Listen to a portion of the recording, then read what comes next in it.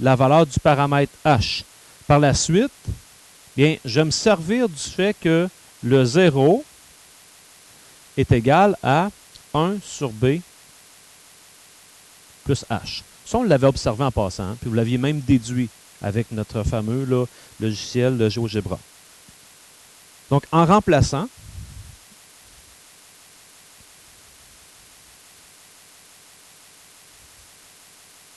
je vais additionner 1 de chaque côté, de telle sorte que je vais avoir 0,5 égale 1 sur b. Si vous voulez, pour bien le voir, 1/2 égale 1 sur b, et ça devient évident à ce moment-là que b vaut 2. Je l'ai directement. Sinon, toujours possible, quand je suis rendu ici, d'imaginer ceci sur 1, faire produit croisé pour obtenir la valeur de b. Ça va très bien aussi. Donc, la règle ici, c'est f de x égale log en base c, que je ne connais pas encore, de b qui est 2, parenthèse x moins h, donc x plus 1. Et c'est là que je vais prendre mon chiffre, mon point qui appartient à la courbe, 1,51. Donc, ça va faire 1 égale log en base c de 2 fois 1,5 plus 1. C'est-à-dire, 1 est égal log en base c de. Ça fait 2,5 fois 2 qui est 5.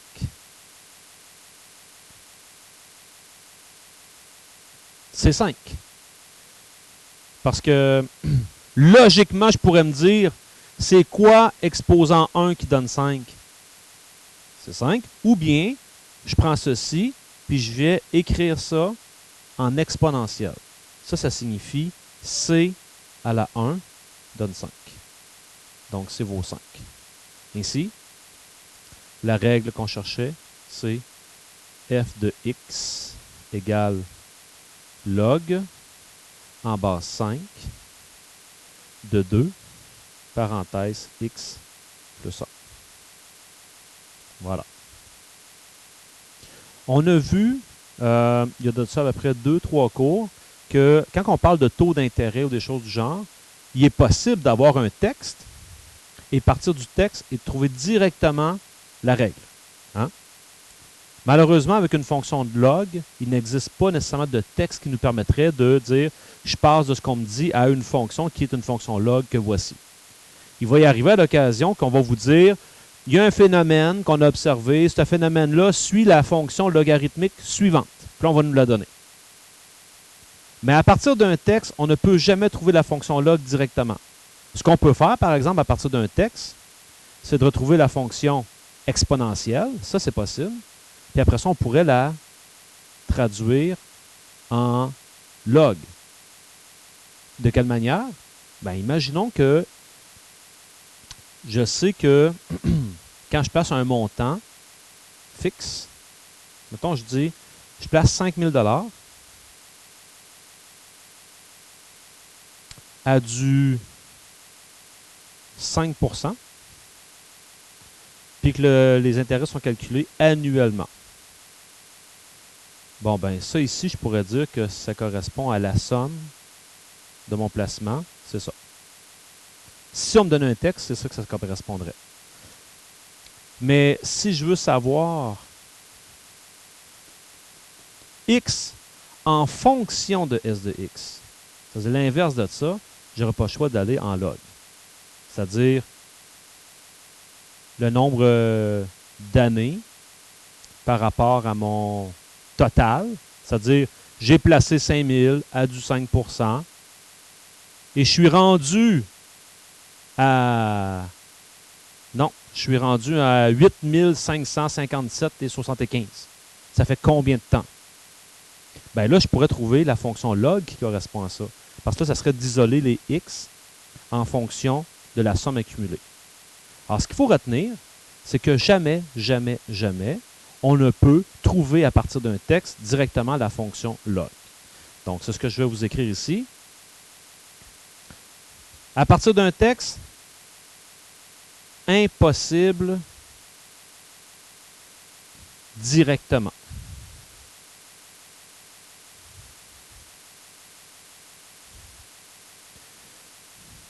Il faudra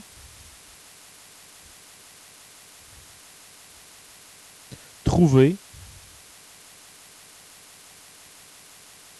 l'équation exponentielle en premier,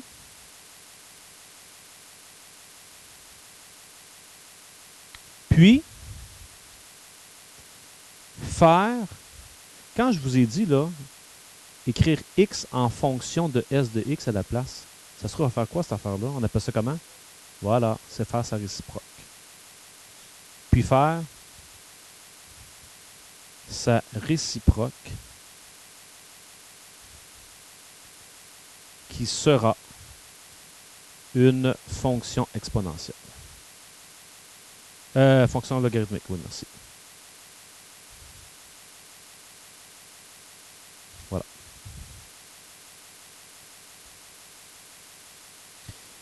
Et je vais aller voir avec vous rapidement. Vous êtes maintenant, avec les outils que vous avez, vous serez capable de le faire, mais on va simplement observer des choses.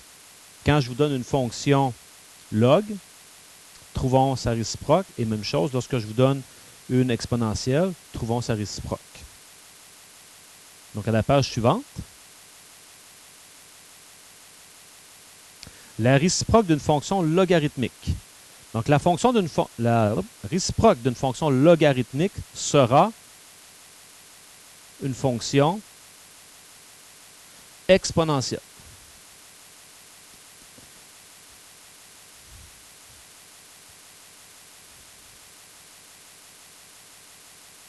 Donc, si je pars avec f de x égale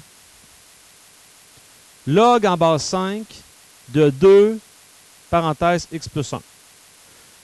Avant de commencer à trouver la réciproque, j'aimerais ça voir cette fonction-là ici, qui est ma fonction f. Pourquoi cette valeur-là est là, puis pourquoi j'ai cette valeur-là ici. C'est-à-dire, pourquoi j'ai quelque chose qui ressemble à... En tout cas, c'est un peu plus petit que moins 1. Puis pourquoi ici, comme ça, j'ai quelque chose qui est plus petit que 1. Ça, c'est ce que j'appelle mon 0. Et ça, c'est ce que j'appelle l'ordonnée à l'origine. Commençons par trouver le 0.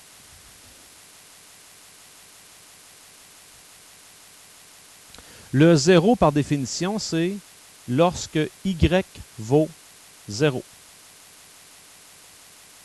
0 égale log en base 5 de 2, parenthèse, x plus 1, comme ceci.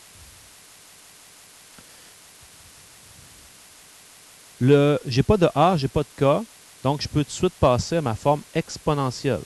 Ça signifie que 5 à la 0 va être égal à 2, parenthèse, x plus 1. C'est-à-dire 1 égale 2, parenthèse, x plus 1. 1/2 égale x plus 1.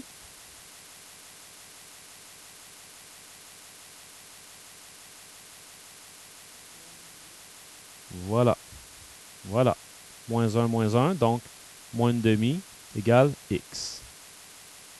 Donc mon 0, c'est moins 1/2. De la même manière, juste ici au côté, je vais aller calculer son abscisse à l'origine. Chose qui est normalement plus simple à faire. Pardon, ordonnée à l'origine. Merci.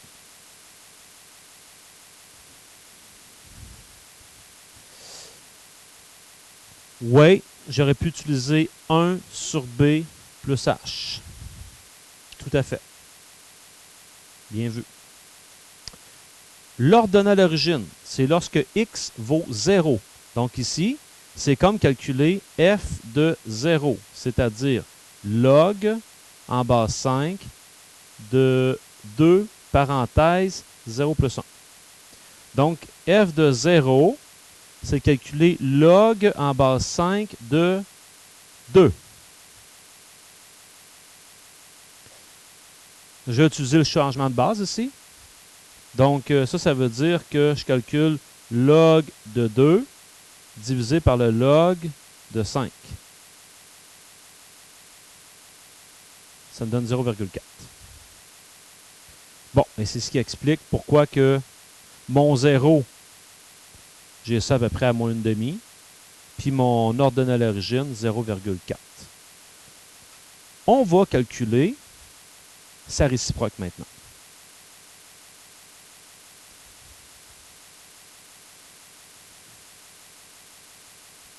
La réciproque. Alors, faire la réciproque, vous m'avez dit que ça consiste à interchanger x et y. Donc, j'interchange x et y. Ça veut dire que je vais me retrouver avec x égale le log en base 5 de 2, parenthèse, y plus 1. Donc, tout ce que j'ai fait à ce stade-ci, j'ai interchangé x et y.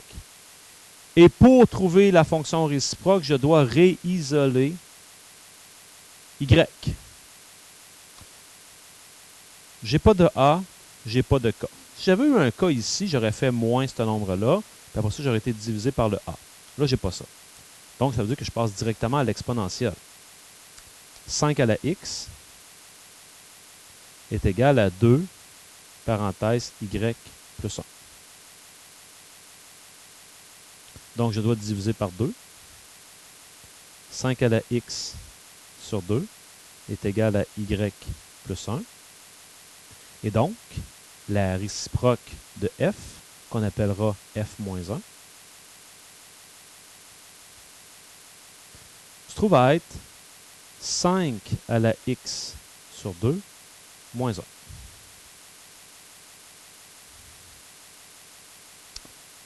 Théoriquement, il vous reste un peu d'espace. Et j'aimerais ça qu'on aille la tracer. Pour aller tracer cette fonction-là, bien, je me souviens que dans une fonction exponentielle, la première chose que j'utilisais, c'était l'asymptote. Ouais, l'asymptote, ici.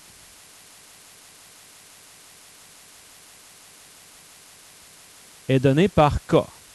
Puis mon k vaut moins 1. Puis tant qu'à être là-dedans, je viens voir celle que j'avais au départ. Puis Jeanne, t'as bien vu. Parce qu'ici, avec une log, son asymptote était donné par h. Et je me rends compte que h vaut moins 1 ici. Donc oui, hein, c'est tout à fait logique. On interchange x et y, donc on interchange les asymptotes h et k.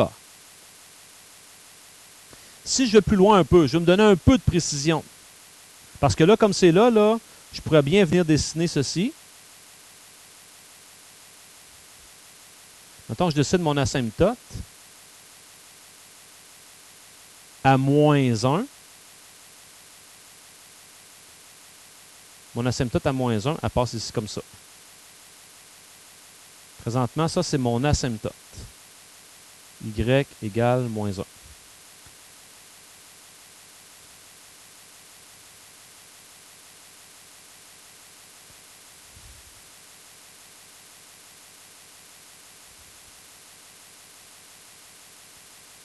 Est-ce qu'il y a quelqu'un qui peut nous dire la courbe, est-ce qu'elle sera croissante, décroissante, en haut, en bas? Kevin, tu dis croissant en haut?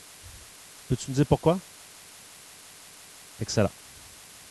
A ici, là, c'est ce qui multiplie normalement. Je ne peux même pas le mettre comme ça en passant, là. Ben, en fait, oui, je pourrais le mettre comme ça ici. Ben, en fait, non. Ouais, c'est ça. Ça, là, c'est la même chose que si je l'aurais écrit, là, ça fait f moins 1 de x égale. Si je veux bien faire sortir mes paramètres, j'ai une demi qui multiplie 5 à la x, comme ça, moins 1. Puis la parenthèse n'est pas vraiment nécessaire. Mais là, ça me permet de bien voir que mon a vaut une demi, b vaut 5, 5 fois une demi, c'est positif, et le a est positif, donc ça se passe au-dessus, croissant. Maintenant, pour avoir un peu plus de précision, ben, je pourrais encore une fois venir ici calculer son 0. Ouais, c'est ce que je vais aller constater avec vous. Son 0 devrait être ça. Son ordonnée à l'origine devrait être ça. Parce que Il y en a un qui est sur l'axe des X, l'autre est sur l'axe des Y. Donc, on les interchange un et l'autre. Allons voir. Le 0, lorsqu'Y vaut 0, je me retrouve avec 0 égale 5x sur 2 moins 1. Donc, 1 égale 5 à la x sur 2. Je multiplie par 2. 2 égale 5 à la x. Là, je n'ai pas le choix. Je cherche un exposant. Je dois passer en log. Ça veut dire que x est égal log en base 5 de 2. Et ça fait log de 2 divisé par le log de 5. Et le log de 2 divisé par le log de 5, bien, regardez ce qu'on avait fait ici. On avait fait en plein ça. C'est 0,4.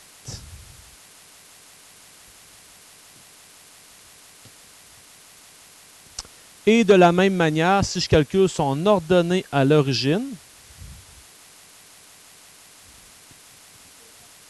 ah, c'est A plus K.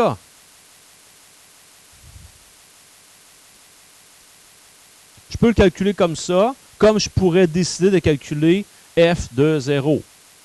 Ben, en fait, f moins 1 de 0. A plus K. Mon A vaut 1/2. K vaut moins 1. Ben, je retrouve encore mon moins 1/2. Et ça nous permet de confirmer que 1 est vraiment inverse de l'autre. Donc, si je veux tracer cette fonction-là, ordonnée à l'origine, moins 1/2. Ici. Le 0 est à 0,4, quelque part ici. On a dit qu'elle était croissante, ça fonctionne, au-dessus, donc elle fait quelque chose comme ça. Et ça nous permet de constater, malgré que nos deux graduations de l'axe des X et de l'axe des Y ne sont pas tout à fait les mêmes, que c'est bien la bisectrice des cadrans 1 et 3 qui fait faire la réflexion d'une par rapport à l'autre. Donc, ça, c'est la représentation graphique. C'est rare qu'on va faire la représentation graphique. C'est plutôt dans un problème écrit qu'on va avoir besoin d'aller sortir, par exemple, la valeur de x en fonction de g de x, c'est-à-dire calculer sa réciproque. Exemple, trouver le nombre de mois que ça va prendre pour rembourser un placement. Ça se pourrait. OK? Donc ici, si je trace je vais chercher le g-1 de ça, ben ça va faire x égale 0,4 log de y-5 plus 2. Et tout ce que vous avez à faire, c'est de faire un travail pour réisoler y là-dedans. Je vais faire moins 2 de chaque côté. Donc, je vais avoir x moins 2 égale 0,4 log de y-5. Là, je vais devoir diviser par 0,4. Ça peut me faire une fraction qui est un peu bizarre. Je peux prendre ma calculatrice, entrer 0,4, math, frac, pour voir est-ce qu'il y a une fraction qui est équivalente à ça. De toute manière, 0,4, c'est facile. 0,4, ça, c'est 4 dixièmes. Ça se dit, c'est 4 dixièmes, c'est 2 sur 5. Donc, quand je vais venir diviser par 2 sur 5, je ne sais pas si je vais aller trop vite, mais c'est comme multiplier par 5 demi. C'est ça le principe. Donc, je vais avoir, je commence par l'écrire comme ça, 5 demi qui va multiplier x moins 2. Ça va être égal au log de y moins 5.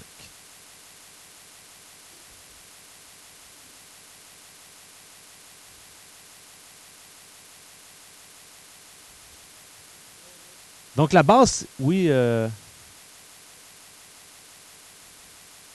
c'est parce que mathématiquement parlant, là, un dénominateur qui n'est pas un nombre entier, c'est normalement pas accepté. Okay? Tu vas arriver au même résultat, mais mathématiquement, tu ne verras pas ça. Donc, je m'en viens ici, je continue ici. Donc, on me dit, la base, c'est 10. Ça signifie que 10 exposant ceci, c'est-à-dire, on peut peut-être l'écrire autrement, là, d'une manière un peu plus compacte. Ça, là, c'est la même chose que 5x moins 10 sur 2 égale y moins 5. Il me reste à faire plus 5. Puis là, ben, ça va faire que c'est la fonction g. Donc, g moins 1 de x se trouve à être 10 exposant 5x moins 10 sur 2 plus 5.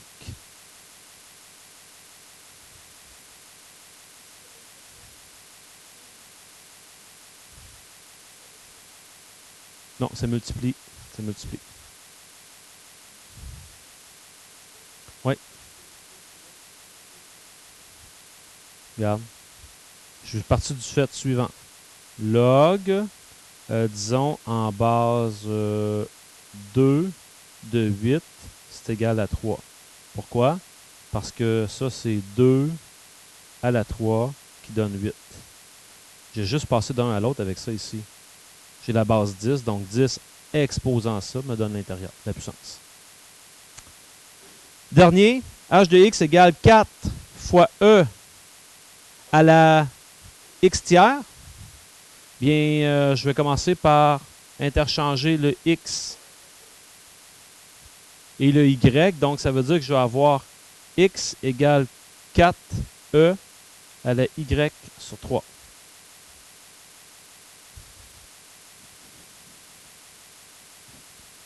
Vous devriez avoir le réflexe de diviser par 4. Donc, x sur 4 égale e à la y sur 3.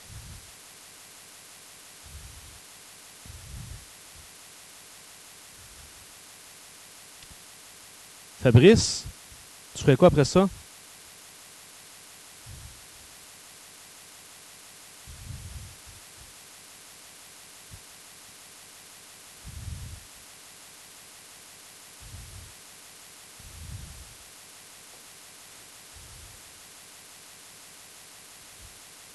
Kevin?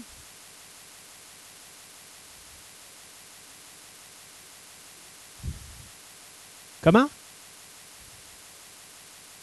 Things you do make me crazy about you.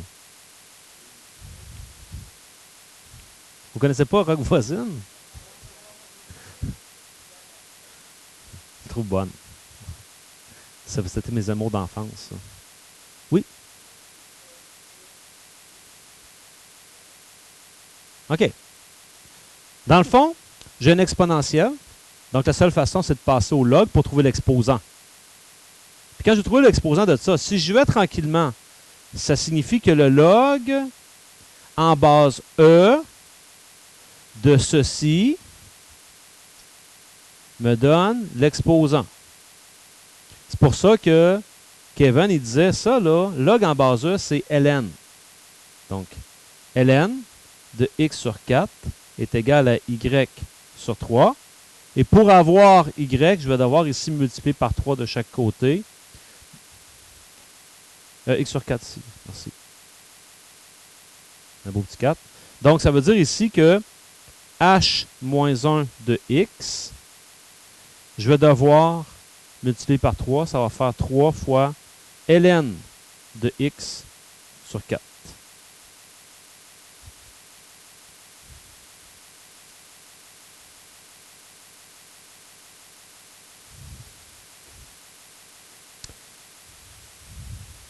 Et je vais juste débuter la prochaine page. En fait, débuter le principe de résolution d'équation et je ne me rendrai pas plus loin que la page 42. Parce que je n'ai pas besoin d'aller très loin parce que en faisant le 0, en faisant l'ordonnée à l'origine, vous vous êtes rendu compte qu'à un certain moment donné, on arrive à une situation où on doit prendre l'exponentielle et passer en forme log pour aller chercher notre exposant qu'on cherche.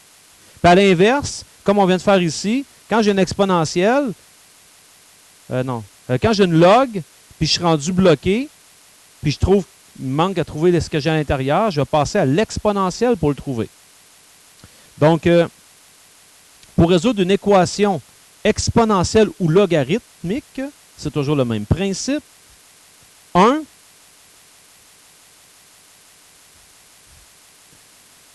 si possible,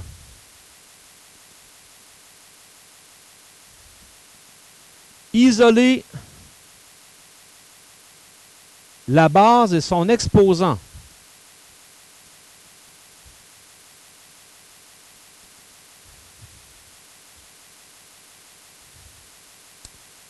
Bien, ça va prendre deux formes. Ça dépend si je suis en exponentiel ou si je suis en log. Par exemple, si je suis en exponentiel, ben, je vais m'organiser pour avoir la base affectée de l'exposant. Et normalement, ce qu'il y a de l'autre côté, là, c'est ce qu'on appelle un terme constant. Ce sont juste des chiffres qui sont là.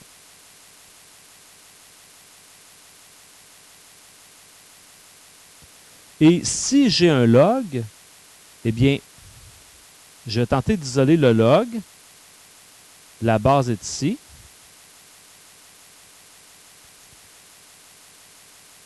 J'ai ce qui est ici, ce qu'on appelle l'argument. Et ça sera égal à un terme constant encore une fois.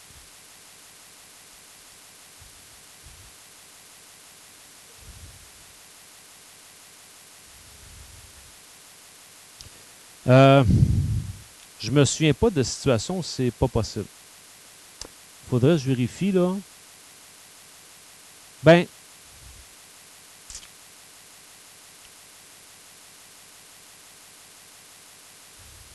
oui, il va y avoir des situations où c'est pas possible.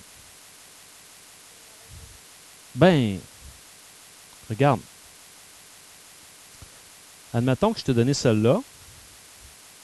Je te demande de trouver c'est quand x est égal à moins 8. Quand on va prendre notre équation et qu'on va essayer d'isoler, là, ça ne fonctionnera pas notre affaire. Donc, ça ne sera pas possible à ce moment-là. À cause de nos asymptotes, il y a des situations où c'est impossible. Ben, quand on va arriver, on va l'étudier, cela, là. Quand ça va arriver impossible, on ira étudier pourquoi. Et peut-être des fois, justement, se faire un esquisse rapide nous permet de, un, justifier pourquoi, et de deux, de comprendre que notre réponse a du sens que ce soit impossible. Deuxième étape.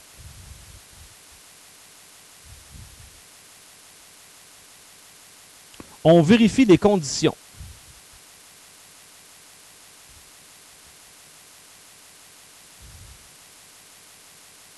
Là, je vais mettre entre parenthèses, voir plus bas.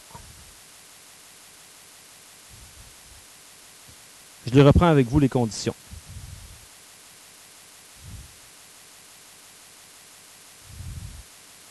Et troisième étape. Tout ce que vous avez à faire, c'est utiliser les propriétés des logs et de l'exponentielle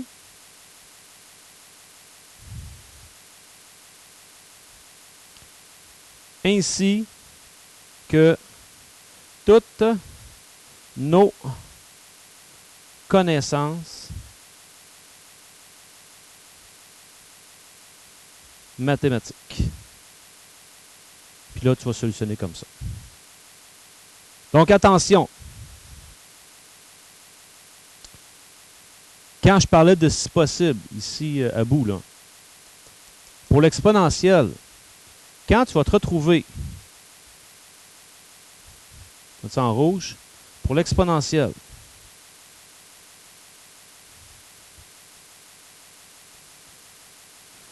quand tu vas te retrouver avec ta base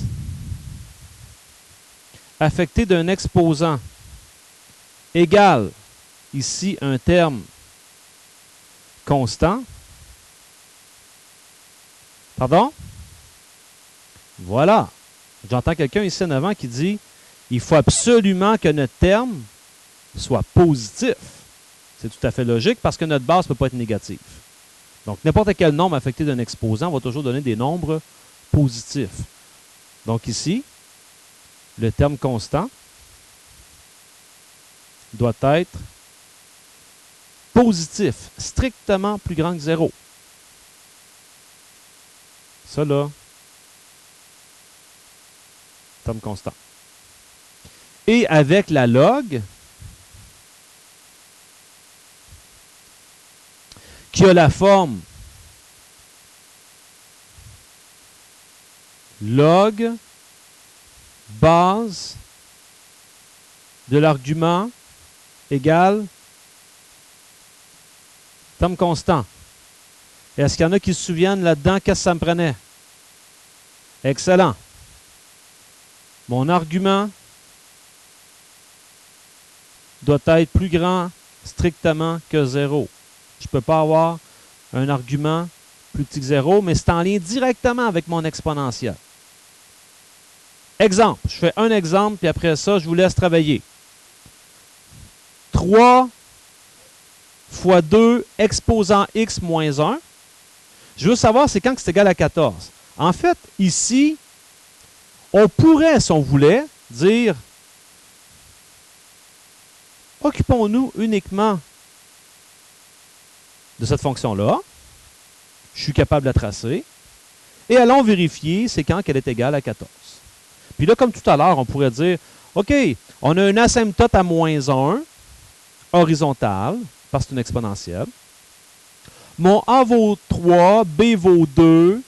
Les deux ensemble, c'est positif, donc c'est croissant. Et A est positif au-dessus de l'asymptote. Je pourrais la tracer. Puis c'est sûr que c'est possible qu'elle vale 14. Parce que l'asymptote est à moins 1. Donc, je comprends tout ça. Maintenant, pour éviter d'avoir à le tracer, ben, première étape, j'isole ma base. Isoler la base, ben, dans ce cas ici, c'est de faire plus 1 de chaque côté. Donc, je me retrouve avec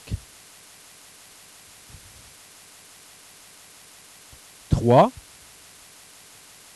2 à la x égale 15.